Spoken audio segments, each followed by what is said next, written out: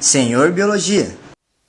Vamos continuar aqui então, galera. Estamos na segunda parte da aula da correção da prova do Enem. Vamos agora para a questão de número 54. Você que está assistindo essa aula e não assistiu a anterior, não deixe de assisti-la. Lá a gente corrigiu as 3 primeiras questões, ok? Então vamos lá. Questão de número 54 da prova azul, do caderno azul da prova do Enem de 2015. A questão diz assim, é uma questão que trata de embriologia e citologia. Ela diz assim: o importante princípio da biologia relacionado à transmissão de caracteres é a embriogênese humana foi quebrado com a descoberta do microquimerismo fetal. O microquimerismo é o nome dado ao fenômeno biológico referente a uma pequena população de células ou DNA presente em um indivíduo, mas derivada de um organismo geneticamente distinto. Veja bem, geneticamente distinto. Investigando-se a presença do cromossomo Y, foi revelado que diversos tecidos de mulheres continham células masculinas. A análise do histórico médico revelou uma correlação extremamente curiosa. Apenas as mulheres que antes tiveram filhos homens apresentaram um microquimerismo masculino. Essa correlação levou à interpretação de que existe uma troca natural entre células do feto e maternas durante a gravidez. Muito interessante isso, né? É algo novo que está surgindo aí. A biologia é assim, ó. Olha como é que ela é maravilhosa. Você está estudando biologia, está estudando, de repente aparece algo novo, um conhecimento novo. Olha aí, isso aqui é um microquimerismo. A mãe que está gerando um menino, algumas células do feto, talvez provavelmente na formação da placenta ali, ela passa para a mãe absorve e adquire aquelas células para ela. Isso é provado pela presença de cromossomo Y em alguns tecidos maternos. O cromossomo Y, vocês sabem muito bem, é o cromossomo masculino, está presente apenas no homem. Mas aí a questão questiona, o princípio contestado com essa descoberta, relacionado ao desenvolvimento do corpo humano, é o de que? Olha que questão interessante. Essa questão, ela não traz nenhuma alternativa errada, nenhuma informação dita aqui é uma informação errada. Todos esses princípios da letra A até a letra E são princípios corretos, princípios que existem aí na biologia e que são aceitos e estudados. Mas e aí? A questão é, você tem que saber qual desses princípios está relacionado com o assunto tratado no enunciado da questão. Ou seja, o enunciado disse que o microquimerismo derrubou um conhecimento da embriologia humana, uma teoria da embriologia humana, o princípio da embriologia humana. Qual princípio foi derrubado com o microquimerismo? Seria o que o fenótipo das nossas células pode mudar por influência do meio ambiente, como diz a letra A? Não, não é esse princípio. Letra B, a dominância genética determina a expressão de alguns genes? Não é esse princípio. As mudanças genéticas introduzem variabilidade no genoma? Não, não é esse princípio também. Perceba que todos eles são princípios corretos, verdadeiros. A letra D, as mitocôndrias e o DNA provêm do gameta materno? Também não é esse princípio que é derrubado. O princípio que é derrubado com o microquimerismo é o da letra E. As nossas células corporais provêm de um único zigoto. As nossas células corporais provêm de um único zigoto. Por que é derrubado? É derrubado porque uma mãe, uma mulher, as células do corpo dela não veio só do zigoto, porque ela tem células dela que veio do quem? De quem? Do embrião que ela gerou, da criança que ela gerou na barriga dela, no ventre dela. Então ela tem célula do ventre, então nem toda célula dela veio do zigoto. É esse princípio que é quebrado. É só uma questão teórica para entender, para ver se o aluno está ligado nos princípios da biologia, ok? Tranquilo, a prova de biologia como um todo foi tranquila, né? Nesse Enem 2015, a galera pegou leve demais com a biologia aí. Eu tenho certeza que o pessoal que fez a prova foi bem. Você que está estudando aí agora, se liga nisso aí. Se o anterior foi fácil demais, pode ser que o próximo não seja tanto assim, hein? Então se liga nisso aí, se liga nisso aí.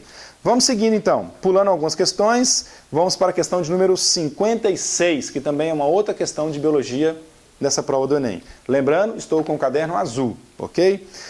Algumas raças de cães domésticos não conseguem copular entre si devido à grande diferença de seus tamanhos corporais. Ainda assim, tal dificuldade reprodutiva não ocasiona a formação de novas espécies, que é a especiação. Essa especiação não ocorre devido a... Bom, pensa num macho pincher, um cachorro pincher macho, aquele pequenininho pincher número 0. Agora pensa numa fêmea de dog alemão, um dog alemão fêmea. É anatomicamente impossível. Como é que um pincherzinho vai conseguir cruzar com a dog alemão? Não tem jeito. Só se ela ficar deitada, né? Mas mesmo assim não consegue ainda. Mesmo assim não tem jeito. É complicado. Mas isso não faz do pincher uma espécie e o dog alemão outra espécie. Lembrando de especiação, hein? Lembra de especiação? Quando uma nova espécie surge, começa a acontecer vários eventos, a separação delas e tudo mais. Quando é que se define que duas espécies realmente surgiram? Que essa espécie nova, que é diferente da anterior? Quando ela não mais consegue cruzar com aquela anterior, deixando descendentes férteis. Quando ela não tem mais a possibilidade de cruzar entre si. Isso aí fez nascer uma nova espécie. Não é o caso das raças aqui de cachorro, por causa do formato anatômico deles. Mas por que não é o caso? Não é o caso porque eles não conseguem se reproduzir anatomicamente, mas os gametas dele conseguem se fecundar. Conseguem se fecundar. A dog alemão fêmea, se ela conseguir receber o espermatozoide do pincher, vai originar um embrião de vários cachorrinhos e ela vai conseguir gerar esse embrião e esses cachorrinhos que vão nascer vão ser férteis. Ou seja, o que continua acontecendo ali? Um fluxo gênico. Não foi cortado o fluxo gênico. Não foi cortado o fluxo gênico. Olha as alternativas. O que diz a letra E dessa questão 56? Manutenção do fluxo gênico entre as raças. É isso que ocorre, ó. Essa especiação entre o pincher e o dog alemão não ocorreu devido à manutenção do fluxo gênico entre as espécies. Ok? Essa é a resposta correta. Mais uma, última questão, questão de número 58 agora. As outras vão estar nas outras videoaulas. Alimentos em conserva são frequentemente armazenados em latas metálicas seladas, fabricadas com um material chamado folha de Flandres, que consiste de uma chapa de aço revestida com uma fina camada de estanho, metal brilhante e de difícil oxidação.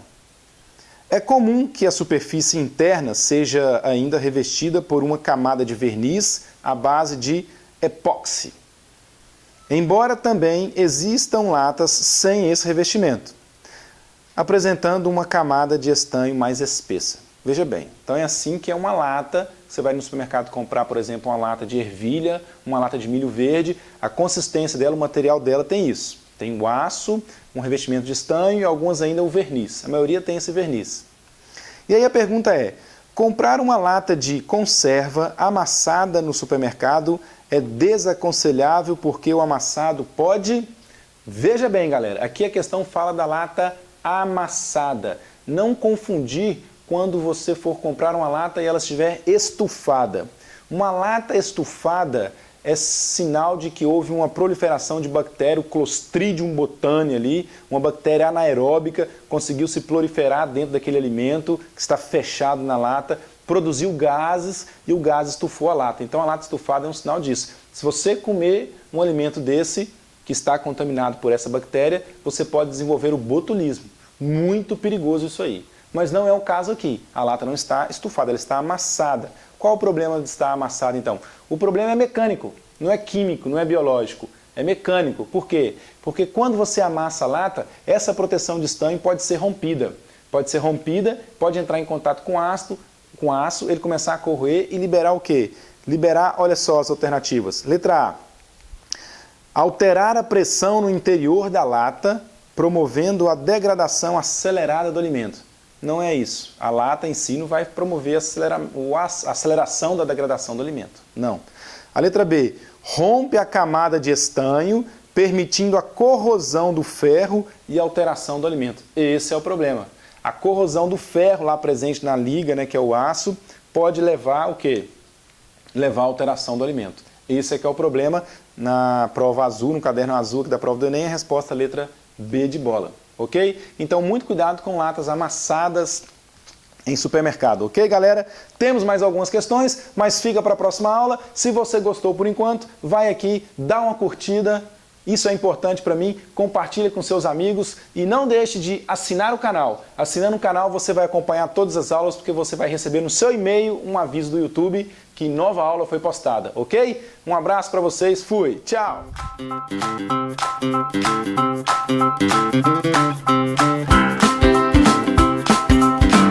Senhor Biologia.